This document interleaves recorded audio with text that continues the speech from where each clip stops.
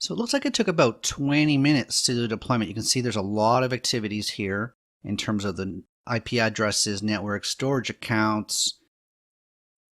There's a lot of activity, but it took around 20 minutes from the time that I started it. Okay, now I have a virtual machine. If I go into the virtual machines tab, I can see that I have a virtual machine and it's running. I can see the activities. I started it up and the CPU was pretty intense for a while, obviously during the deployment. And it's actually running pretty hot. But it says A0, which means it's a very low CPU, low memory. So anything it needs to do to make Windows happy takes a lot of that quarter of a CPU. I've got the read and write access I can see, networking that I can see. Okay. So if I go here, I can see the start, stop, and restart buttons. So if I'm ever tired of this, I can shut it down. If you shut down a virtual machine, you're still charged for it. So you really have to actually remove a virtual machine in order for it to not affect you. And then you've got the storage account, the VHDs and things like that.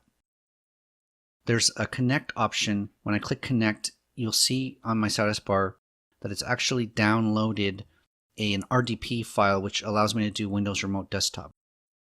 I'm going to click it, and Windows Remote Desktop asks my permission to connect. Now, I created a specific account. You'll remember on the creation, so I have to change accounts. And I'm going to enter the credentials. And that's the account that I want to connect with. I have to accept the certificate. So that's pretty standard for the first time you're connecting. And here we go. Windows Remote Desktop is starting up. Windows Server 2008 R2 I can see. I'm logging in for the first time, so it's going to do the first time login work that it normally does.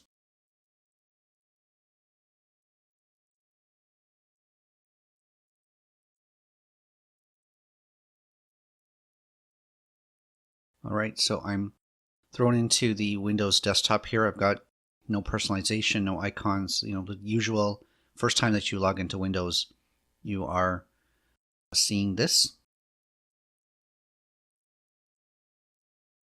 Right? So this is a Windows 2008 box. So I can do anything that I would normally do in Windows. Generally, I can install software.